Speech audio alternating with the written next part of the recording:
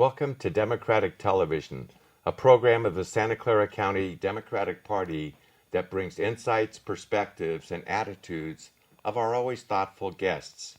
Today we're going to be interviewing Michele Lew, the president and CEO of ACI, Asian Americans for Community Involvement.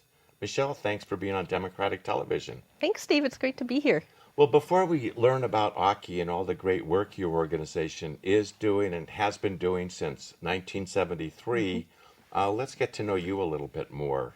Where are you from? Where'd you grow up? What were some of your interesting hobbies or ambitions? Sure. Well, I'm a local girl. I was actually born and raised in Palo Alto and spent my 18 years in the same house with Ah, my parents. My father's a retired doctor from Kaiser, and my mom's a retired physicist from Lockheed. oh, And I have a older brother who's 3 years older than me, and a pretty idyllic childhood growing up. I went through the Palo Alto Unified School District. I went to Crescent Park Elementary School, which isn't there anymore. Now it's $20 million houses, I think. I went to Jordan Middle School, and then I graduated from Palo Alto High School. oh, well, that's a great school system, and it's good to be speaking with a product. I had a great experience there. I really was inspired by some of the teachers that I got to experience at Palo Alto, and went off to college as a diehard pre-med student. Oh, I had loved biology and chemistry in high school, and then I got to college. had your father tried to influence you? I Uh, want one doctor in the family. I think, as many other Asian folks know, going to medical school is just a cultural pressure I think we all face. And some of it might have been imposed by my father. I think more of it came from me. Mm, But then I went to college and I took my first college chemistry lab class, and it was the pits. I yeah, hated it. I hated yeah. every single day. So pretty early on, I decided maybe I wanted to rethink my major. Um, I was still a good Chinese daughter, so I ended up becoming an economics major. Oh, And it was one of the easier majors to fulfill at my college, so that helped economics. too. When you were going to school in Palo Alto, did you have any early influences? Anybody that made you think the world is much larger than Palo Alto and I want to make it a better place? Or were you a normal kid who just got through school? I'm not sure I realized it at the time, but looking back, my parents were a huge influence on my worldview. My grandparents had immigrated to the United States from China, and my parents both grew up on the East Coast. So my mom's family grew up in Cambridge, Massachusetts, and my father's family grew up in White Plains, New York. My father was the first Chinese baby born in White Plains, Ah, and then later they went to Baltimore. So my parents came out to California in the 60s for professional reasons, but they always encouraged my brother and me to consider going to school back east. They took us on trips to see not only other parts of the US, but other parts of the world, and really exposed us to a broader view than suburban Palo Alto. oh, that's great. So, what did you do? You were an economics major, and that was better than something that involved chemistry. Yeah, so after 18 years of Palo Alto, I was kind of dying to get away from home, and so I took my parents' advice and went to the East Coast for college. I was studying at Yale, and after my year of pre-medness, I became an economics major and was really thinking about what I wanted to do and didn't have a good idea. I liked economics, but I wasn't sure what sort of jobs I would do after I graduated from college. And so the first job I took after college was to do what all the Yale economics majors were doing. I went to Wall Street. Oh, And that was an experience. I don't think I had any idea what I was really getting myself into. I went to go work for Lehman Brothers, oh my God. the famous Lehman Brothers, Yeah, and and former. yes, and I thought I would work in the public finance department. Um, One of the things I enjoyed most when I was in high school and college was doing community service work. Oh, And so I convinced myself that public finance was helping people, helping to build hospitals, helping to build bridges. Um, in my first week at Lehman Brothers, I think I realized that this was maybe not as altruistic as I wanted it to be as a profession, and that was a really good reality check for me. so what was your next step? You apparently left Wall Street. I did. I pretty quickly realized that this was not the career that I wanted to pursue for life, although the money was fantastic. Mm. Um, and I had some friends who were a few years older than me who really encouraged me to think about going to public policy school. Ah, They knew that I really enjoyed the community service volunteer work that I had done, and I think we all agreed business school would not be the right place for me. So I checked out public policy school, and then I ended up going to the Kennedy School of Government at Harvard.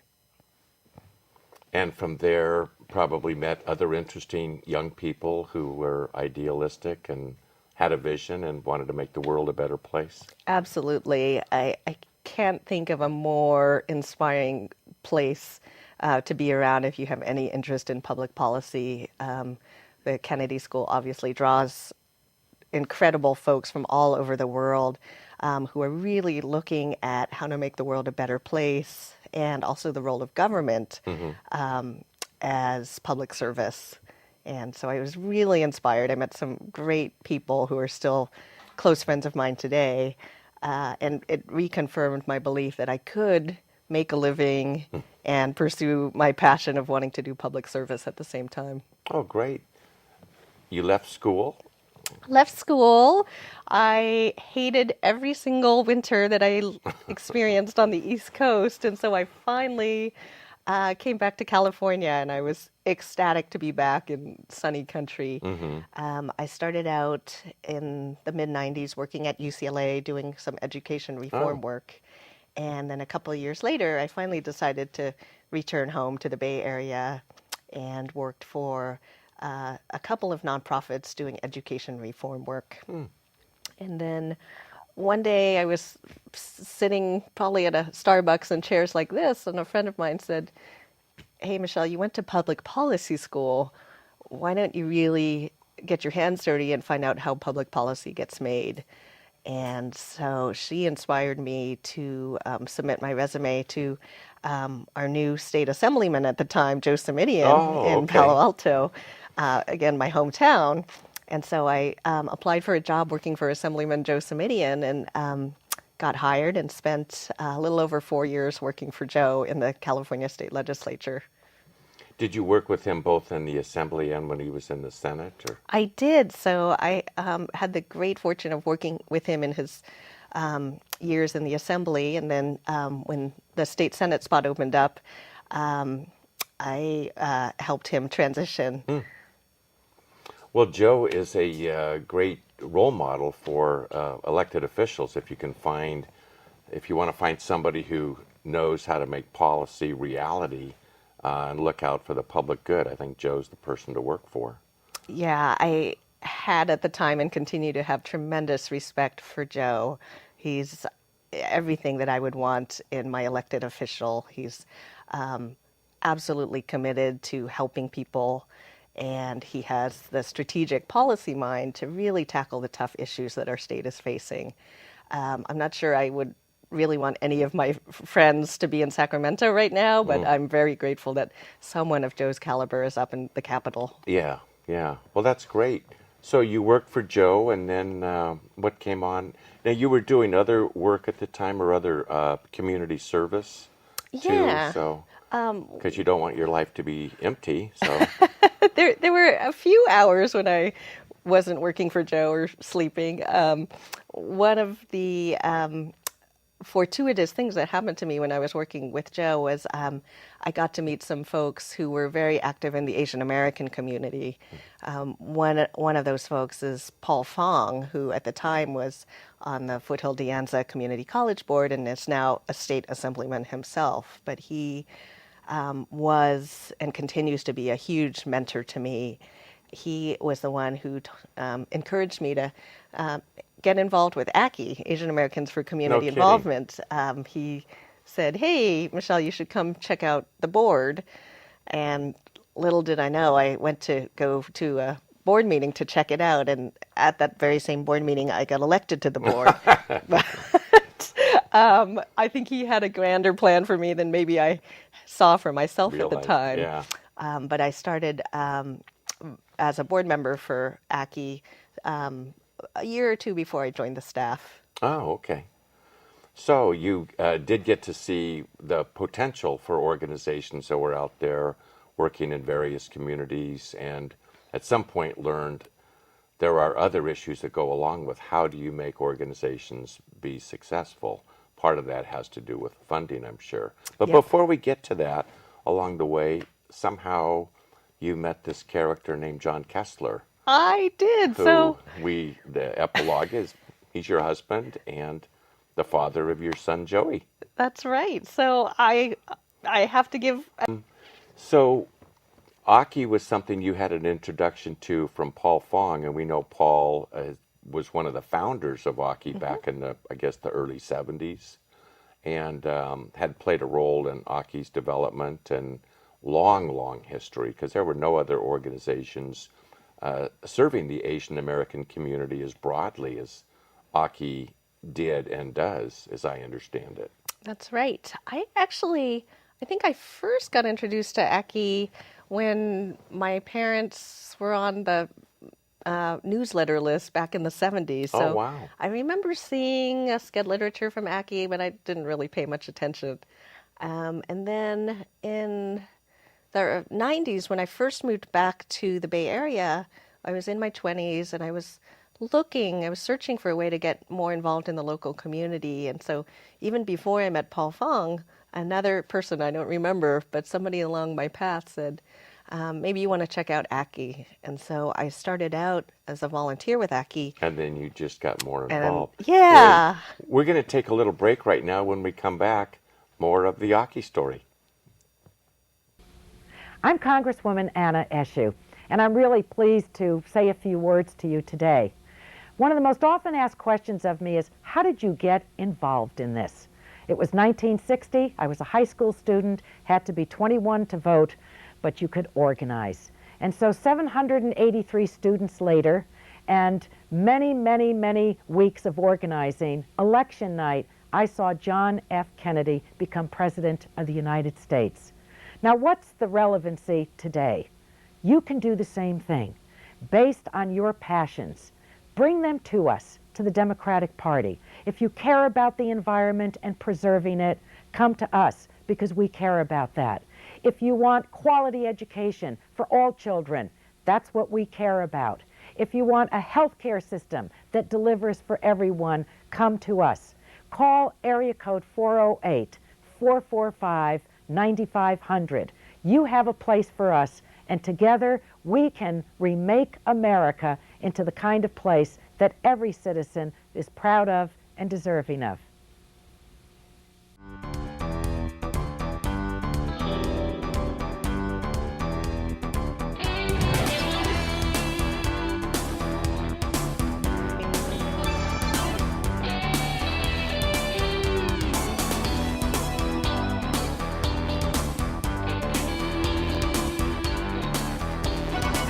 Welcome back to Democratic Television and our guest, Michele Lew. Michele, we started talking about the founding of Asian Americans for Community Involvement, which started in 1973, probably as a small organization. Was it founded to be a healthcare delivery system, or to figure out how we can improve the health of Asian Americans in the area? Or? Aki has a very interesting history. The original founding 12 members actually came together out of a concern that there was no voice for Asian Americans in the community. This was a time in Santa Clara County when we were starting to see a large influx of refugees from Southeast Asia and there were no support services for them. And so this group of concerned citizens came together to see how we as Asian Americans could unite to help our entire community make sure that the new folks coming in get access to services and ensure that government resources came to a population that might go unnoticed.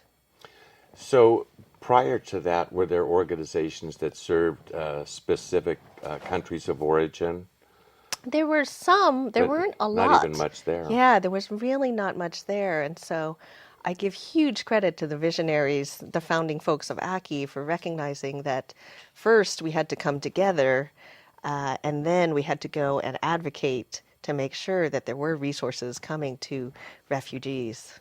Now, you mentioned the early newsletters that your parents got. Were they part of that first wave or helped shape the development of this new organization? Exactly. So ACI's roots were really in advocating for the Southeast Asian refugee community, but then pretty quickly the organization evolved into advocating for inclusion of Asian American leaders in educational textbooks for school kids, ensuring that there were fair employment practices in Santa Clara County. So way beyond healthcare services. Exactly. But then over the decades that Aki's been around, I would say our largest departments continue to be mental health counseling, which started with the refugees back in the 70s, and primary care health services, because there is such a need, as you know, in this community for uninsured folks and also underinsured people, folks who are on Medi-Cal or who might not have huge benefit plans. So how does Aki work in short? Explain a little bit about the organization, because I imagine language issues come up immediately, and you must have a very diverse staff speaking dozens of languages. We do. So my confession is I think I'm the only person at Aki who does not speak a second language. We have, fortunately, we have about 150 staff members, and collectively we speak 24, 30, 3 dozen languages and dialects. So if someone comes into the front office and they don't speak English, it's not a problem for us. We can help them. One of the interesting statistics about Aki is that while we certainly focus on the Asian American community, over 40% of our clients are not Asian. Oh. We take whoever comes to us, and we're proud that we run high quality programs that attract a diverse population. So, in addition to providing healthcare, mental health, and all that, you do other educational programs, advocacy programs for the community, and do you have staff people that are responsible for each of these areas? And We do. So, in addition to the healthcare and mental health services that we do, we run a variety of social service programs. So, we have a fantastic senior center where seniors can come and learn English and get a hot lunch. We run after-school youth programs. We run one of only a handful of Asian-focused domestic violence shelters in the country, because we found that many Asian women are reluctant to go to more mainstream shelters because of the language and cultural barriers. So we have an array of those services, and then on top of that, we continue to do our advocacy work with city, county, state, and federal government officials. And we're also excited about a relatively new program that we've adopted called South Bay First Thursdays, which is a monthly dinner series geared toward younger than me Asian professionals who are maybe working in the corporate sector or in the private sector, but really continue to have a connection to the Asian American community and want to keep informed about the issues in our community and how they can help. just curious, Aki starting back in 1973, did the forefathers or the visionaries then have other organizations to look to, or was it uncharted territory?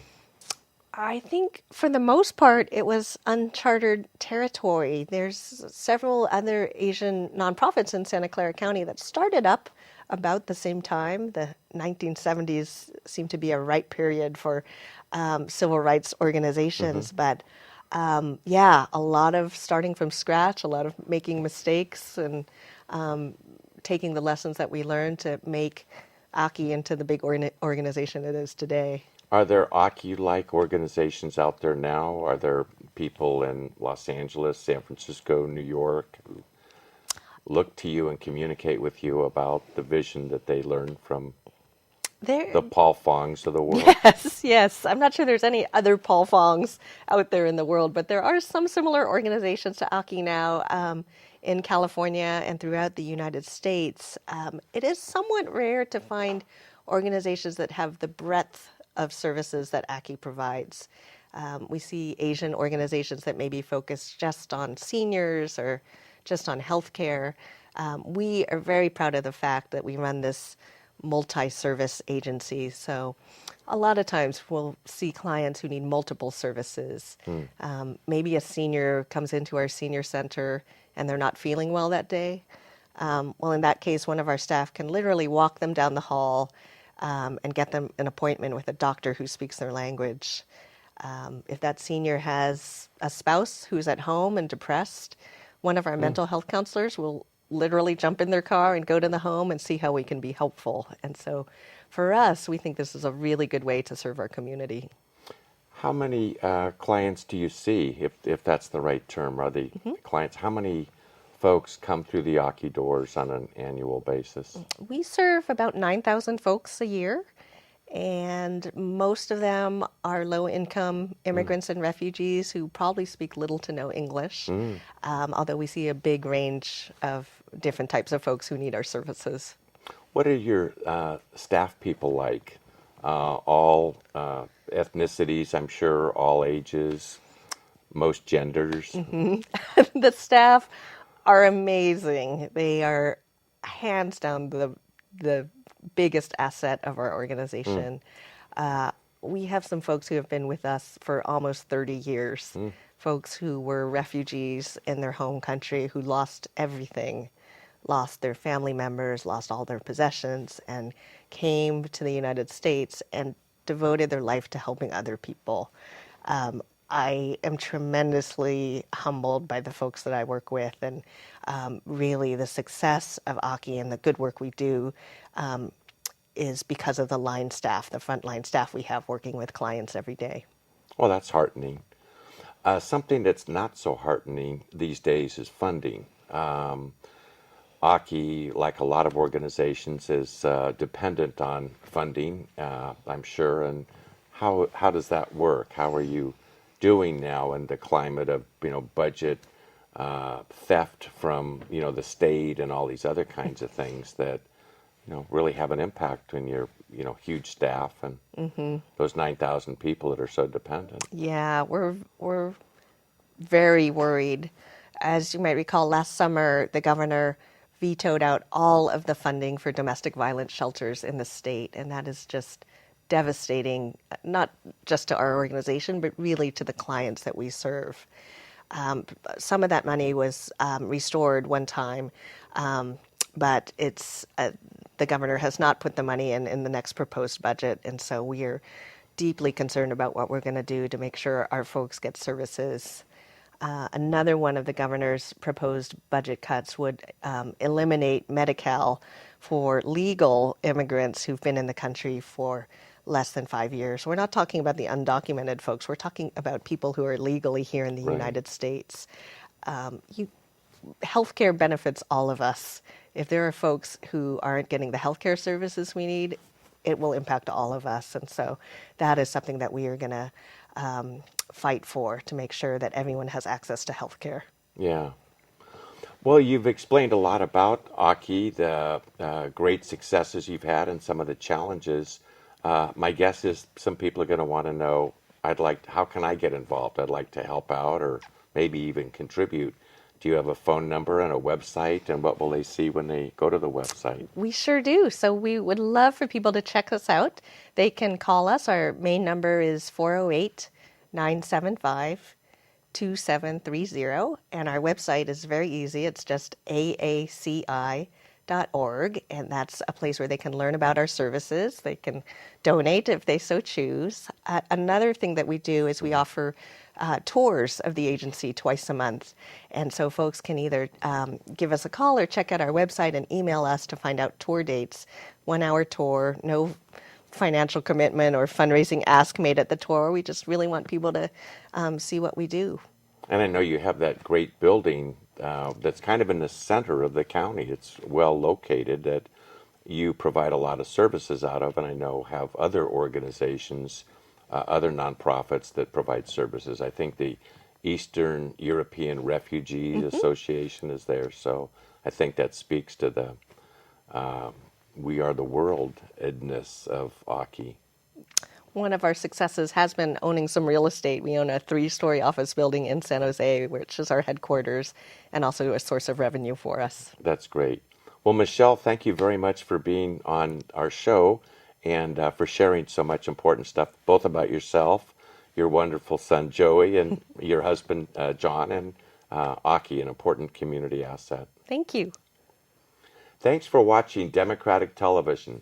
Give us a call at 408-445-9500 or visit our website, www.sccdp.org.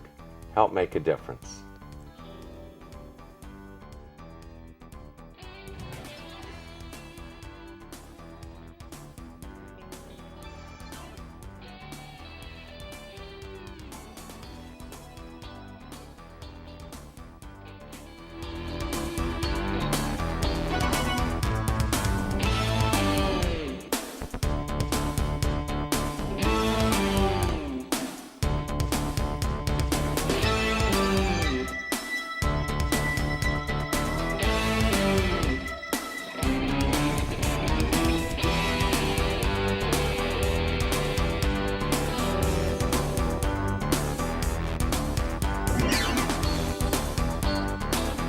Hi, I'm Assemblymember Ana Caballero from the 28th Assembly District.